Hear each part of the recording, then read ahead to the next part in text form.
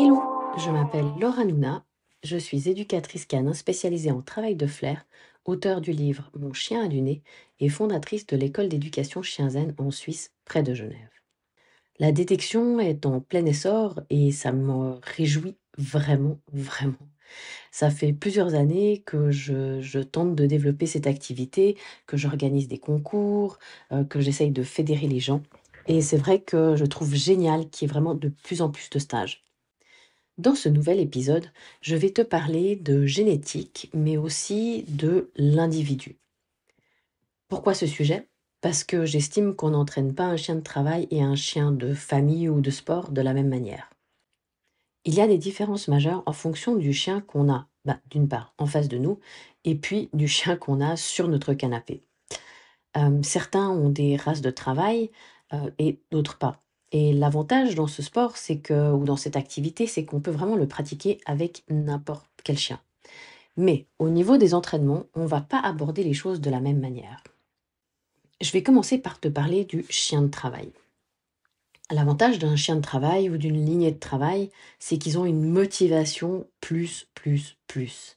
Ces chiens-là, ils sont vraiment livrés avec la motivation. Et du coup, il y a vraiment peu à faire pour que on ait un chien qui ait vraiment envie de travailler ou qui ait vraiment envie de chercher. D'ailleurs, souvent, ces chiens-là, quand ils sont, on va dire, sous-exploités, c'est-à-dire qu'ils sont pas vraiment entraînés, ils peuvent développer des problèmes de comportement simplement par ennui. Ensuite, au niveau des répétitions, ça leur posera aucun problème parce que comme ils ont vraiment cette très, très forte motivation au travail, finalement, de refaire sans cesse la même tâche, c'est pas un problème tant qu'ils sont occupés mentalement. Et puis le dernier avantage, c'est que, comme je te l'ai dit, c'est des chiens de travail et par conséquent, ils aiment effectuer des tâches. Du coup, leur focus tâche, c'est-à-dire leur détermination, leur concentration par rapport à une tâche qu'on va leur demander de faire est sans faille. Alors forcément, la plupart des gens, enfin c'est probablement ton cas, tu n'as pas un chien de travail. Et dans ce cas-là, tu rentres dans la catégorie des, propriétaires chiens de famille, ce qui est mon cas également. Même si je fais beaucoup, beaucoup de choses avec mes chiens, je peux pas vraiment dire que c'est des chiens de travail. Je vois mal un de mes chiens se retrouver, chien de police ou, chien de militaire et et se retrouver, par exemple, dans le désert à chercher des mines. Dans la catégorie chien de famille, on trouve vraiment une grande, grande variété de types de chiens. On a les chiens de race, on a les chiens, issus de croisements, on a les bâtards qui sont d'origine vraiment inconnue. On peut avoir aussi des chiens adoptés, peut-être qu'ils ont vécu des traumatismes. Je pense, particulièrement, par exemple, aux galgos d'Espagne, mais il y a encore, plein d'autres, chiens qui peuvent rentrer dans cette catégorie-là. On va avoir les chiens qui sont, des chiens des rues, que ce soit, d'Italie, de Roumanie, de Bulgarie. Et puis, toute la catégorie des chiens adoptés, où on ne connaît pas vraiment leurs origines ou leur passé. Pour ces chiens-là, la motivation, je pense qu'elle va vraiment dépendre de l'activité. Il y a des chiens qui vont être motivés à, on va dire, pas grand-chose. Il y a des chiens qui vont avoir besoin d'une grande dépense physique, d'autres qui vont être motivés par la recherche de nourriture, parce que dans leur passé ou dans ce qu'ils ont vécu ou même dans leur génétique, pour les chiens des rues, rechercher des ressources, de la nourriture, ça fait vraiment partie de l'activité majeure. Parce que ces chiens-là, comme ils n'ont pas vraiment de propriétaire pour survivre, ils sont bien obligés de trouver leur pitance. Pour les chiens de famille, on va aussi avoir des très grandes différences au niveau des renforçateurs. Il y a certains chiens, une simple croquette, ça va suffire, et puis il y en a d'autres qui sont, on va dire les chiens de luxe, non je plaisante, qui vont vraiment avoir besoin de beaucoup plus, ils vont avoir besoin de knacky, ils vont avoir besoin de poulet, voilà. Ils aiment bien les choses qui ont peut-être un peu plus de valeur qu'une simple croquette. Le gros point faible, on va dire, du chien de famille, de ce que j'ai pu, observer, c'est que ces chiens-là peuvent assez rapidement, se lasser au niveau des répétitions. Si pour la plupart, ils sont, assez contents de faire quelque chose avec nous, hem, Ben, si on leur demande trop souvent la même chose ou alors si on le leur demande trop longtemps, là, ils vont commencer à nous dire: «Bon écoute, t'es bien gentil, mais ce serait cool qu'on passe à autre chose». Quant au focus tâche, eh ben, ça va probablement dépendre de l'environnement. Encore une fois, en fonction des origines de ton chien, de sa sensibilité, de ce qu'il a vécu, on peut avoir des chiens qui sont beaucoup plus sensibles à l'environnement que d'autres. Alors, dans les chiens de famille, on a des chiens qui ont l'habitude d'aller à droite à gauche, qui ont aucun problème. Et puis, on va avoir toute une catégorie de chiens qui, peut-être sont sensibles au bruit, sont sensibles au mouvement, ils vont se déconcentrer dès qu'ils se sentent pas en sécurité. Et ça, bien évidemment, c'est normal.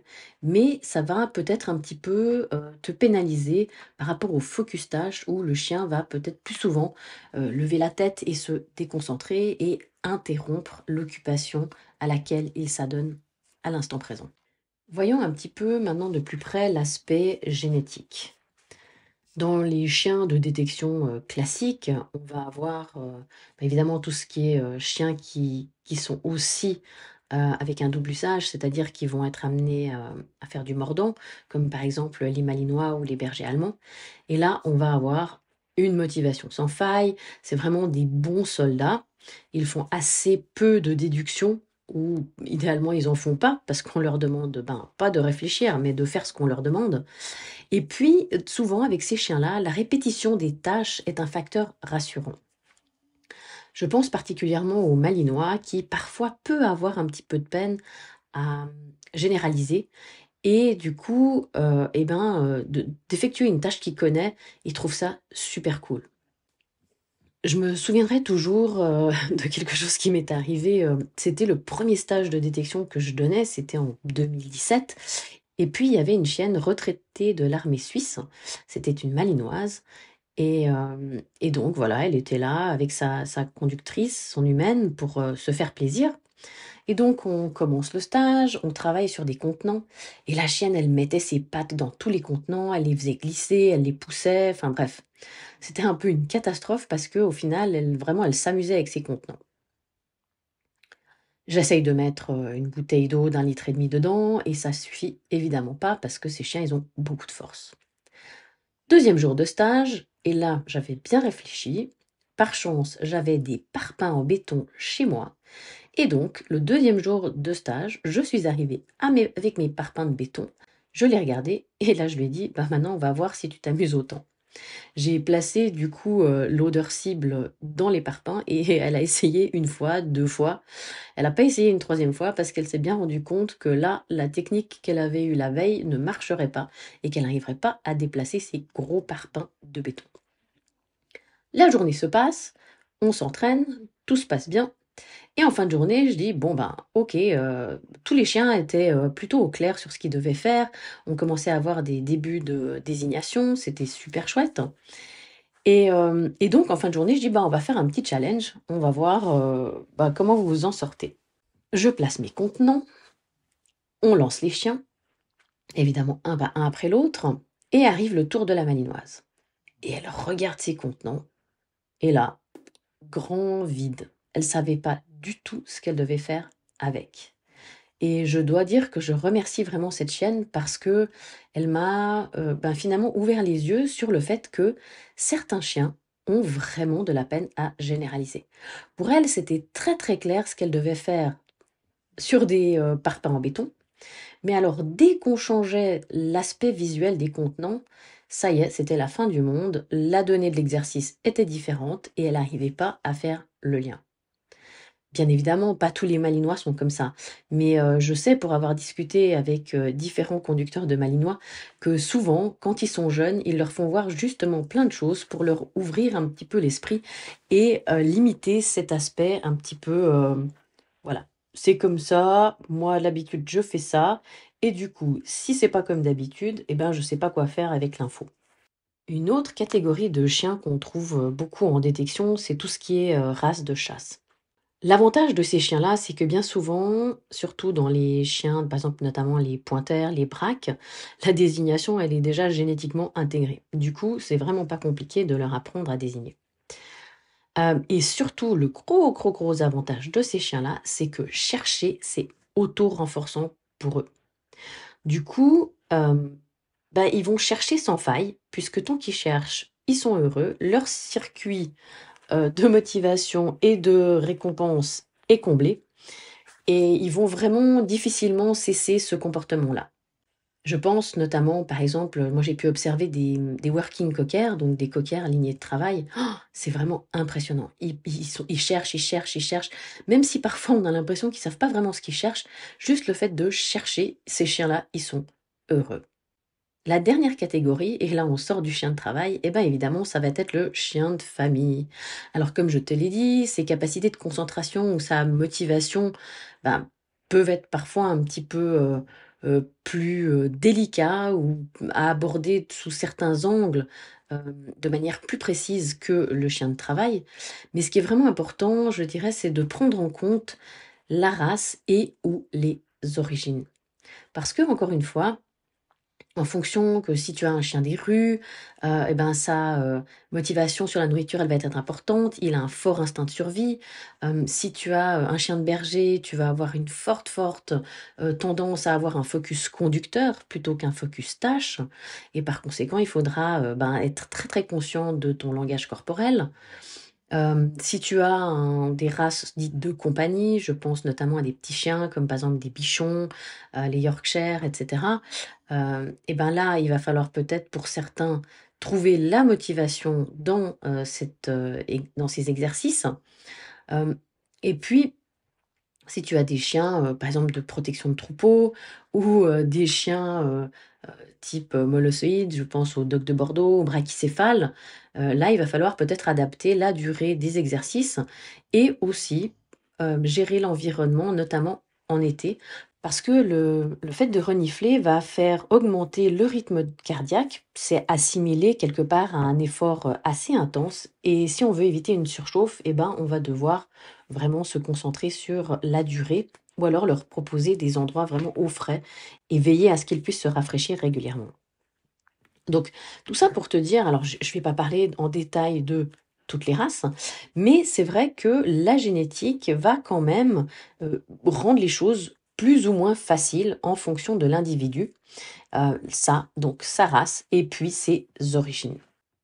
Alors, on a commencé large, ensuite on a un petit peu affiné quand je t'ai parlé de la génétique, et maintenant on va vraiment rentrer au plus précis, et on va parler de l'individu. Quand je parle d'individu, je pense notamment à la cognition. On va surtout se concentrer sur deux aspects au niveau cognitif, qui sont les deux aspects qui nous intéressent le plus de manière générale dans la pratique d'une activité et plus spécifiquement en détection. Parlons d'abord de la déduction. Si on a un chien, si c'est ton cas, si ton chien est très haut en déduction, c'est-à-dire qu'il a des grandes capacités à résoudre des problèmes, à trouver des solutions quand il se retrouve face à peut-être une impasse, il va tester des choses, il va te proposer certains comportements. Ça, c'est des chiens qui réfléchissent beaucoup et qui ont vraiment l'habitude d'utiliser leur cerveau. Pour ces chiens-là, il va falloir faire attention à deux choses. La première chose, c'est au nombre de répétitions. Parce que on lui demande de faire le truc une fois, deux fois, et puis à partir de la troisième ou quatrième fois, il va commencer à dire, bon, ça va, j'ai bien compris, je sais où est la cache, j'ai bien compris ce que je devais faire, et donc maintenant, on va passer à autre chose. Ça, c'est la première chose. L'autre aspect, c'est que ces chiens-là, au lieu d'utiliser leur nez, eh ben, ils vont avoir tendance à utiliser leur cerveau. Ils vont faire, entre guillemets, des déductions. Ils vont se dire, OK, là, c'est la chambre à coucher. La dernière fois, c'était au niveau du lit. Bon, je vais aller vers le lit, je vais désigner. Avec un peu de chance, ce sera là. Et ils vont faire la même chose, par exemple, avec des contenants. Ah, OK, là, elle a mis des cartons et des boîtes en plastique. C'est vrai qu'on s'est beaucoup entraîné sur les boîtes en plastique. Il y a peu de chances que ce soit sur les cartons. Bon, allez, je vais prendre une boîte en plastique au hasard et ils vont te la désigner en se disant, bon, il y a, il y a un moment où ben, forcément ça va payer. Et ce qui fait qu'ils vont en fait montrer chaque boîte l'une après l'autre. Donc pour les chiens qui ont tendance à faire ça, il va vraiment falloir varier les caches, varier les contextes pour les obliger à ne plus utiliser leur cerveau, mais à vraiment se concentrer sur l'olfaction. L'autre aspect cognitif, ça va être la mémoire. Quand on a un chien qui est fort en mémoire, c'est-à-dire qu'il a un très haut taux de mémorisation, que ce soit à court ou à long terme, on va se retrouver avec un individu qui va mémoriser les lieux, il va mémoriser l'emplacement des caches, mais il va aussi mémoriser les erreurs qu'on a faites et il va en faire un apprentissage. Donc, comme tu le vois, c'est vraiment important de s'adapter à chaque individu, en fonction de sa cognition, sa motivation, sa race. Je vais te raconter maintenant une expérience qui m'est arrivée, c'était avec June. Je me suis inscrite à un stage en Hollande avec un professionnel très connu et que je respecte énormément. Et je me suis dit, comme à l'époque j'étais face à une problématique, j'avais toujours, je t'en ai parlé dans l'épisode précédent, mon problème de motivation. Et puis j'avais l'impression qu'elle comprenait pas forcément toujours ce qu'on lui demandait. Parfois, elle avait tendance, tu vois, quand on parle de déduction, à utiliser son cerveau plutôt que son nez. Je me suis dit, ce gars-là, il est tellement calé, je suis sûre qu'il va m'aider. Donc, je prends June, je fais 1000 kills parce qu'évidemment, le stage, il n'était pas juste à côté, mais il était en Hollande. Et je me suis retrouvée en Hollande à faire pendant 2 jours exactement les mêmes exercices. Voilà. Le professionnel en question avait sa méthode, une méthode qui fonctionnait très très bien avec les chiens de travail. Et pendant 2 jours, il m'a demandé de faire à peu près le même exercice, c'est-à-dire qu'on a eu une petite évolution, mais qui était franchement pas magnifique. Et je lui avais posé la question, je lui avais dit, voilà, moi j'ai telle problématique, comment est-ce que je peux la résoudre? Et il m'avait dit, oui, mais attends, tant que cette étape elle n'est pas faite, tu peux pas passer à la suite et tu peux pas résoudre ton problème. Donc je dois dire que je suis repartie assez enrichie parce que j'ai pu observer les autres chiens et que de toute façon on grandit toujours de ces expériences, mais un petit peu frustrée tout de même parce que j'étais toujours dans ma même problématique avec June et que j'étais rentrée sans finalement ni une évolution et encore moins des réponses. Si tu veux savoir comment j'ai résolu mes problèmes avec June, je t'invite à écouter l'épisode précédent si tu ne l'as pas encore fait. Pour résumer, c'est vraiment important d'adapter la méthodologie qu'on va employer à l'individu qui est en face de nous. Et encore une fois, en fonction de sa génétique, ses origines et l'individu en question. On va adapter la durée des sessions, on peut identifier les renforçateurs pour une motivation optimale, on va identifier également les points faibles. Est-ce que le point faible de ton chien, c'est sa concentration? Est-ce que c'est la durée des entraînements? Il faut que ce soit plus long, moins long? Est-ce qu'il a une bonne désignation? Et quelle est sa motivation dans la recherche? Ça, c'est en général les grands points.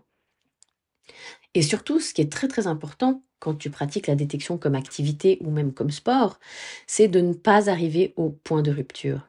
Il faut vraiment faire attention à s'arrêter quand le chien il est vraiment au top et pas attendre la baisse de motivation ou pire encore que le chien ne veuille plus travailler ou encore une certaine forme de fatigue mentale. Donc, connaître son chien, c'est vraiment primordial. Et pour ceux comme moi, par exemple, qui entraînent les chiens des autres, ça va toujours être important également de connaître le chien qu'on entraîne. Avec 10 ans d'expérience en détection, je dois dire que maintenant, j'ai fait un peu le tour des plus grandes problématiques. Mais parfois, on a certains chiens qui sont, souvent, c'est le cas haut en déduction, qui vont tout d'un coup nous faire des comportements où on se dit mais quelle est sa motivation? Pourquoi est-ce qu'il fait ça? Ou alors on va pas forcément être capable de mettre le doigt tout de suite sur le problème que rencontre la personne qui vient nous voir.